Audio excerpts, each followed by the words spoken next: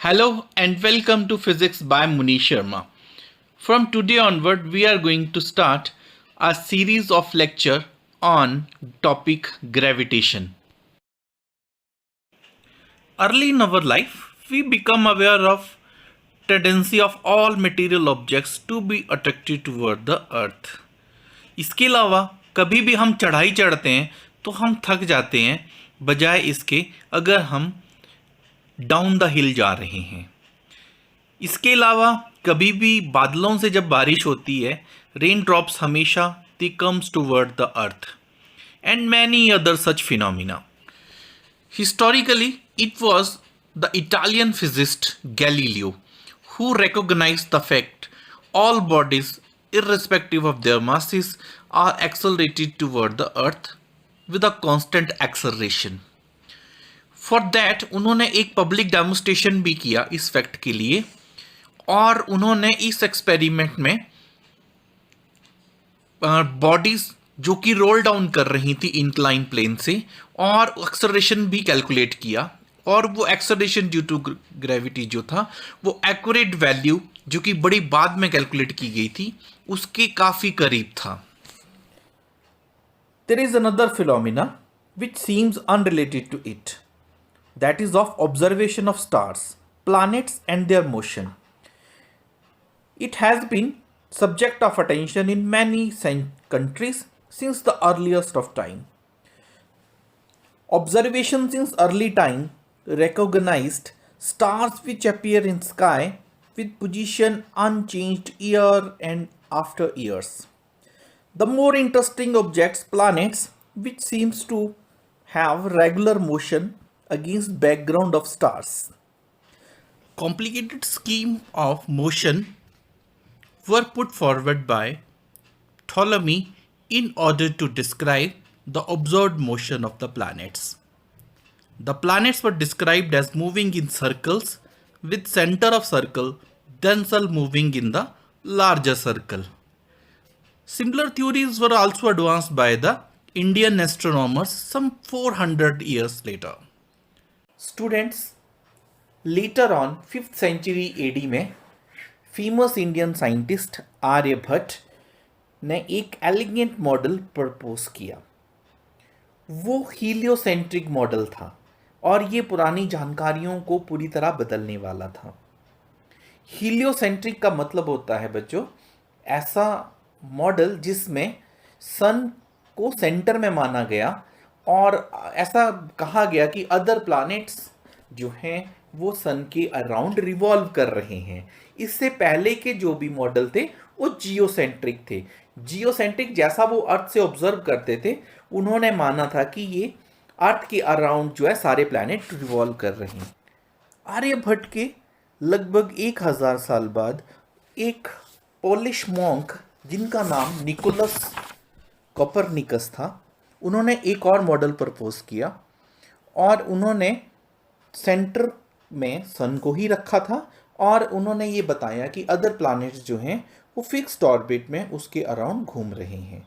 बच्चों, European countries के लिए ये बहुत बड़ी बात थी और उनकी इस थ्योरी को चर्च ने डिस्क्रेडिट कर दिया, क्योंकि चर्च की जानकारी के हिसाब से ऐसा नहीं है। वो जियोसेंट्रिक थ्योरी को मानते थे और उनके जो कुछ सपोर्टर थे उनमें गैलीलियो का भी नाम शामिल है, वो भी उनकी इस थ्योरी से सहमत थे। गैलीलियो के ही टाइम के अराउंड एक और नोबलमैन थे, टाइको बेरा। वो डेनमार्क को बिलोंग करते थे और उन्होंने अपनी पूरी उम्र लाइफ टाइम जो है वो प्लैनेट्स को ऑब्जर्व करने में डायरेक्टली अपनी आई द्वारा और उसकी रिकॉर्ड उसके डाटा को रिकॉर्ड करने में उन्होंने अपना पूरा लाइफ टाइम लगा दिया। उन्हीं के एक असिस्टेंट केपलर, उन्होंने इसी डाटा के ऊपर बेस्ड कुछ लॉ प्रपोज किए। These laws were known to Newton and enabled him to make a great scientific leap. तो न्यूटन ने जो आगे फर्दर लॉ बनाए थे उनमें इन लॉज का भी बहुत बड़ा रोल था। तो ग्रेविटेशन में ये बहुत महत्वपूर्ण लॉ हैं। तो इन लॉ को कैपलर्स लॉ के नाम से जाना जाता है। यहां पे हम ये 3 लॉ पढ़ने वाले हैं और इन लॉ के नाम है law of orbits, law of areas and the law of periods. तो आइए अब इन लॉस के बारे में पढ़ते हैं।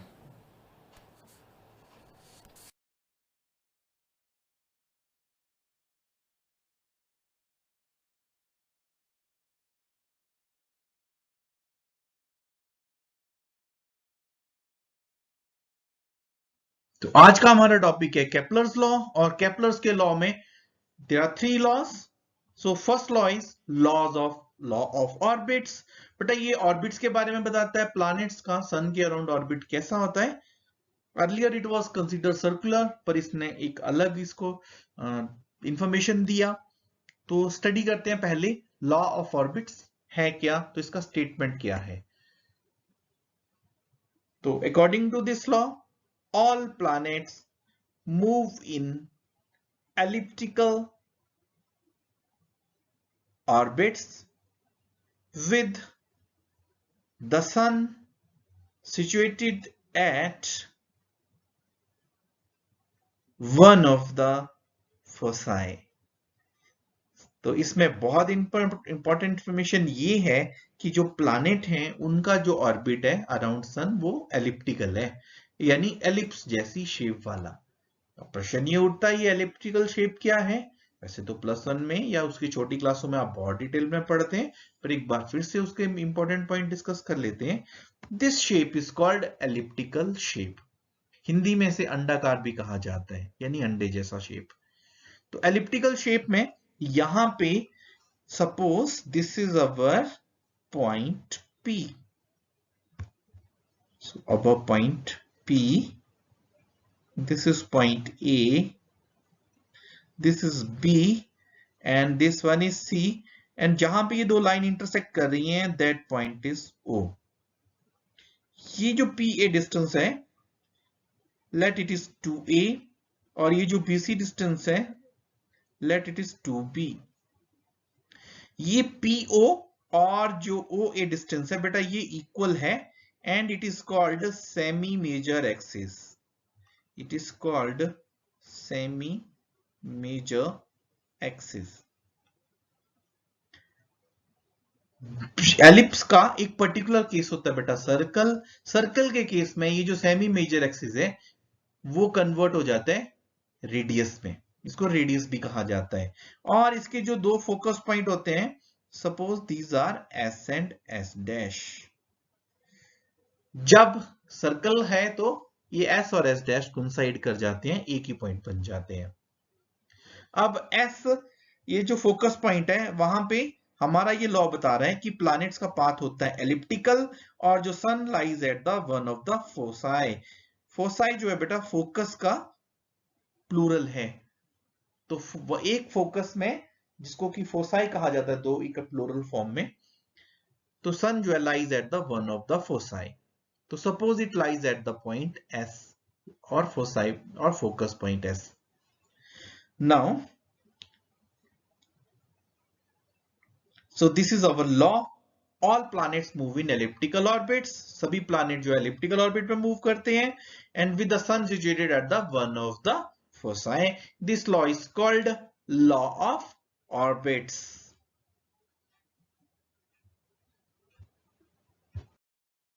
the next law which are we going to discuss is second law, and it is also known as the law of areas। so according to this law, the line that joins any planet to the sun sweeps equal area in equal interval of time। मतलब जो planet को line join कर रही है सन के साथ, वो cover कर रही है एरिया, इक्वल एरिया दिए गए इक्वल टाइम इंटरवल में। अब क्योंकि सन जो है it is lie at the one of the focus point, one of the foci, जैसा कि हमने फर्स्ट लॉ में पढ़ा है। तो इसका कॉन्सिक्वेंस ये हुआ कि प्लैनेट जो है वो ऐसा लगता है कि स्लो चल रहा है, जबकि ये सन से दूर है।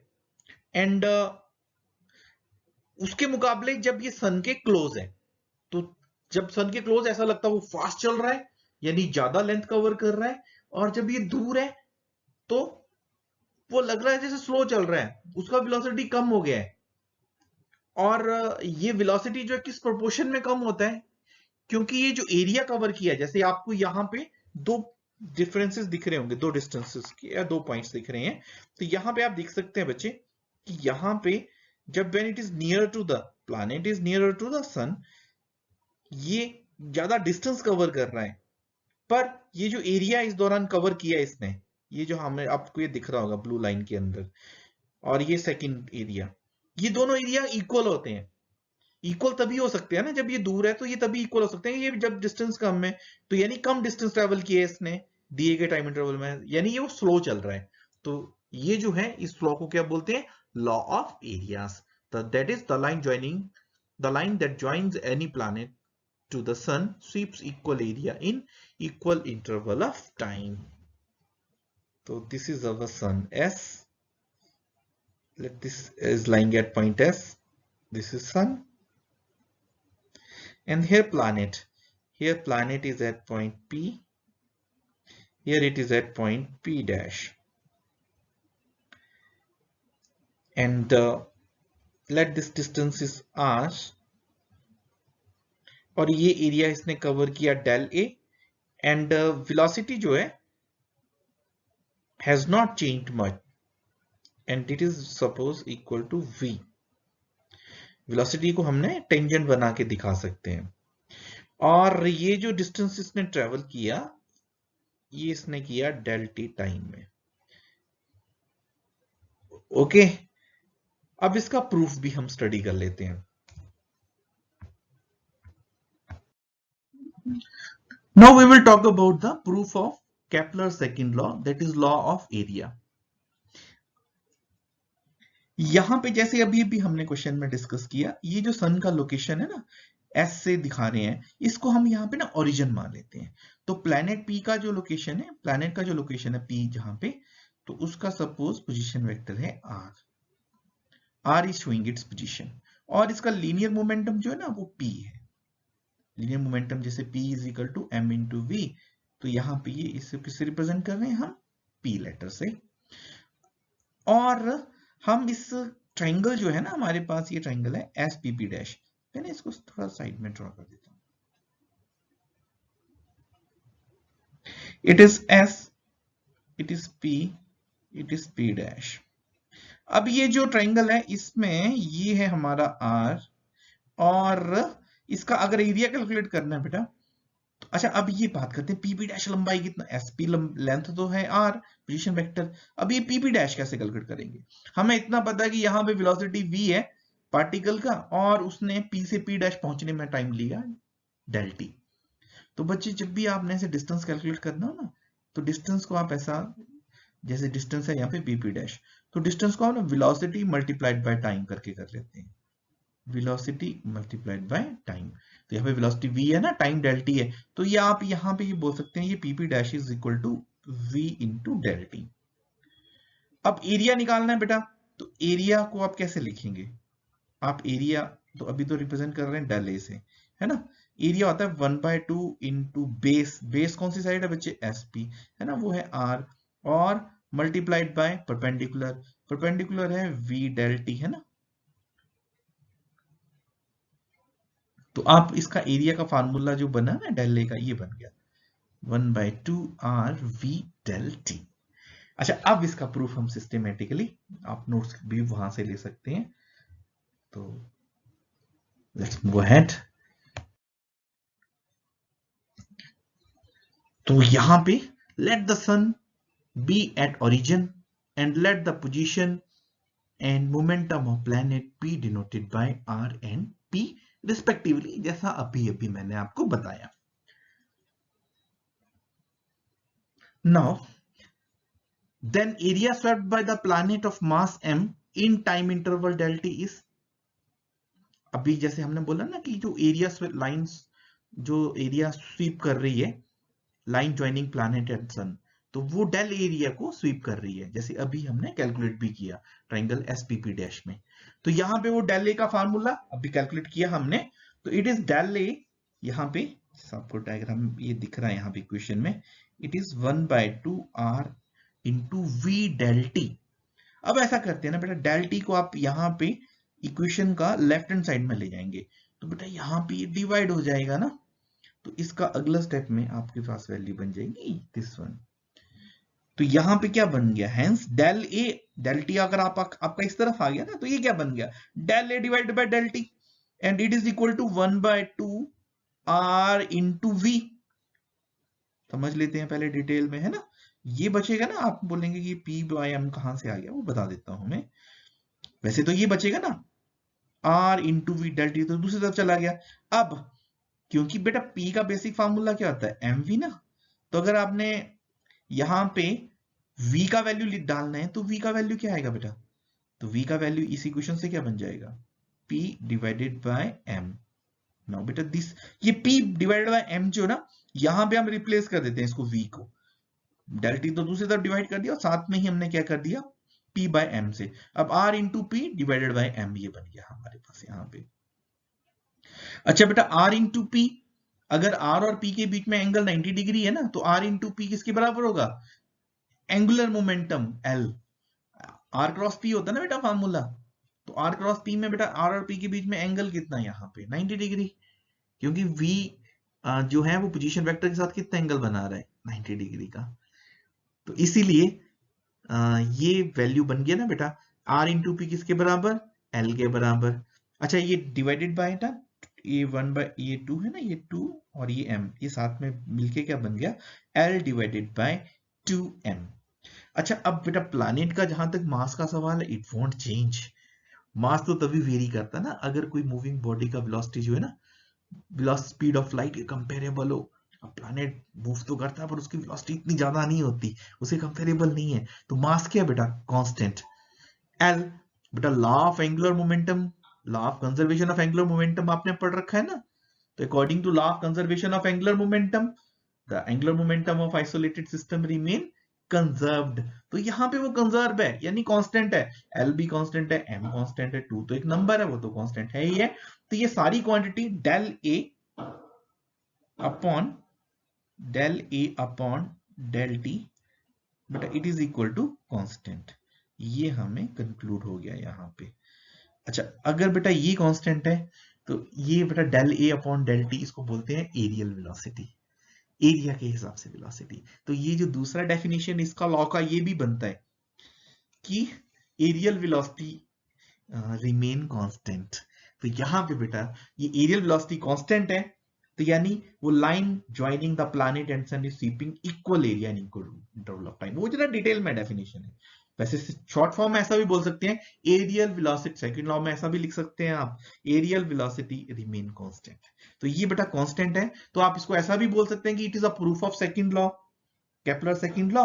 और यहां पे हम ये भी शो कर रहे हैं कि it is the derivation, this law is basically derivation of law of conservation of angular momentum. दोनों ही स्थितियों में आप ये वाला आप क्वेश्चन का जो पार्ट किया वो बता सकते हैं, अगर प्रूफ पूछा गया तब भी, अगर क्वेश्चन में पूछा गया कि show that they are linked, what is the relation between Kepler second law, और Kepler second law is derived from the law of conservation of angular momentum. So this could be its answer. Now we will move toward the third law. Now our next law is Kepler's third law. It is also known as the law of periods. So let's discuss this statement. इसका statement क्या है law of periods का? The square of time period of revolution of a planet is proportional to the cube of semi-major axis of the ellipse traced out by the planet. तो बच्चों सबसे पहले हमें time period पता होना चाहिए। बेटा टाइम पीरियड का मतलब ये है कि यहाँ पे एक रेवोल्यूशन पूरा, एक चक्कर पूरा लगाने में जो टाइम लगा रहा है ना, उसको टाइम पीरियड कहते हैं, और जनरली इसको ना कैपिटल टी से डिनोट करते हैं हम। तो यहाँ पे ये तो हो गया हमारे पास टाइम पीरियड, और ये सेमी मेजर एक्सिस पढ़ा है ना, अभी हमने फर्स्ट लॉ में बहुत डिटेल में डिस्कस किया था इसको, उसको ए से रिप्रेजेंट कर रहे थे। तो यहाँ पे इस लॉ के हिसाब से यहाँ पे ये जो टाइम पीरियड का स्क्वायर है, that is t square is proportional to cube of semi major axis, that is a cube. So t square is proportional to a cube. This is known as law of periods. तो बेटा ये तो थे Kepler's 3 laws. They have got great importance in +1 physics. और physics की point of view से तो important है ही है, +1 के टॉपिक के हिसाब से भी, एग्जाम के पॉइंट ऑफ व्यू से भी हिसाब से भी बहुत इंपॉर्टेंट है. आई होप आपको ये टॉपिक अच्छी तरह पता लग गया है. तो अगली सीरीज में हम gravitation, law of gravitation deal करेंगे.